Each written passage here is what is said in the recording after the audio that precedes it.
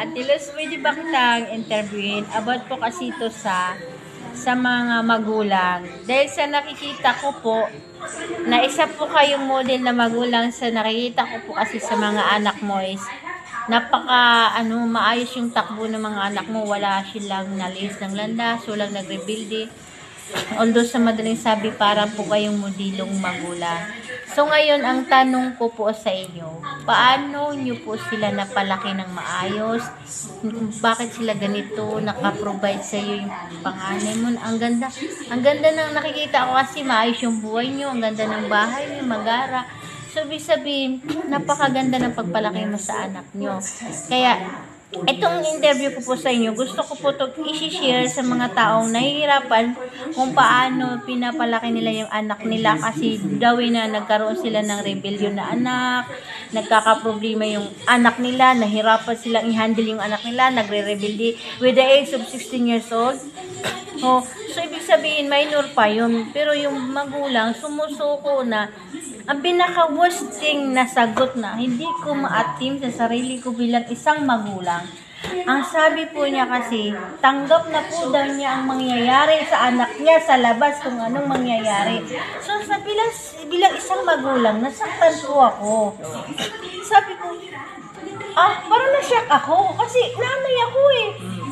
Para sa akin, hindi ko tanggap eh. Para sa akin, ayoko may mangyaring masama sa anak ko sa labas. Worst thing yun eh. Pinaka-worst thing yun. Na-shock ako sa sinabi niya na, tanggap ko na kung ano mangyari sa kanya sa labas. Kung ano, intayin na lang. Parang ganon. Sabi ko, sakit. Hindi ko man anak yung anak niya. Pero, para sa akin, ang sakit eh.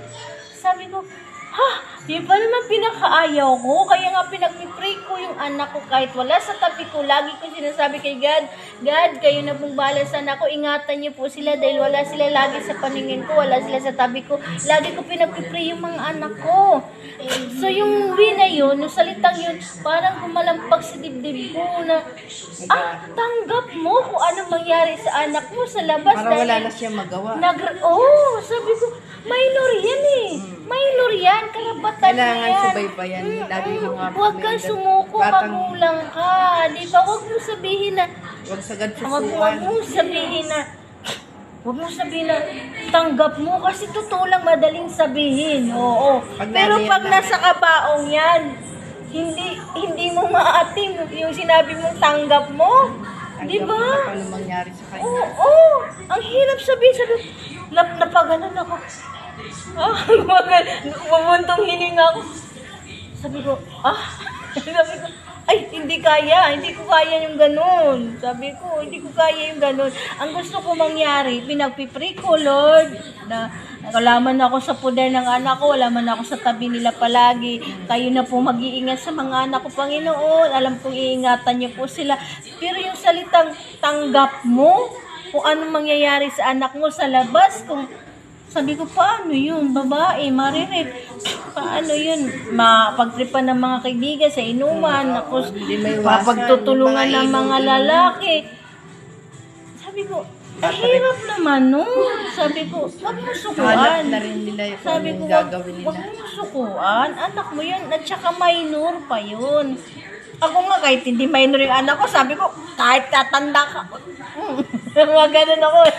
Ito ngayon, sa side mo ate, ang gusto ko malaman, sa side mo elaborate mo kung paano mo sila nagiging mabuti mga anak mo. Sige. Number 1, yung kailangan ilapit mo siya sa Diyos. Tapos matuto sila magsimba. Ngayon, para marunong din sila para sa sarili nila magdasal, kung paano sila gagabayan ng Diyos.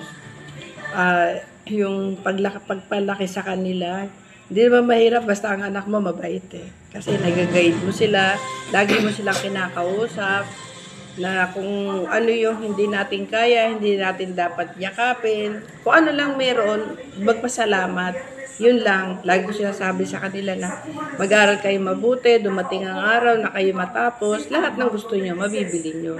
Madali naman silang kausapin.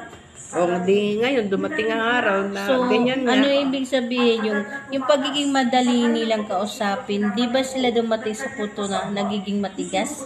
Ay, wala naman. Yun ang Kasi talaga mababait sila. Madali silang So, kausap. since nung baby pa sila, talagang nakatutok po kayo. Oh, talaga. Ang problema kasi sa ating sinder, sa ating mga nagko-compete, ang pinaka-problema po talaga niya is talagang busy. Oo, busy mga. Ako talaga tinutukan ano ko siya, sila eh. nagtitinda ka po siya, meron siya kang store kasi malawak ang store niya. Naging busy siya. Oh, tapos kumbaga, yung asawa niya kasi walang maayos na trabaho. Kumbaga, yung babae lang parang inasahan sa pang finances. Kasi yung lalaki kasi lulubog lilitaw yung boss niya. Tulong. So, Kailangan ang tulong problema talaga niya, sila. ang pinaka-problema daw niya itong ating is yung time niya. Napaka-busy niya. Pero binigay naman daw niya lahat ng mga gusto ng anak niya. Hindi. So, ibig sabihin parang, Hindi sa lahat ng bagay kasi kailangan ibigay mo sa bata eh. Hindi naman kailangan na magpakapagod ka para lang maibigay mo sa bata. Hindi lang isang gamit ang kailangan ng bata. Yung attention ba na paggabay mo sa kanila araw-araw, nakikita mo yung ginagawa nila, dumating, umalis, alam mo yung oras ng pagdating, o di kahit paano, alam mo yung kung paano mo sila ituturo sa kanila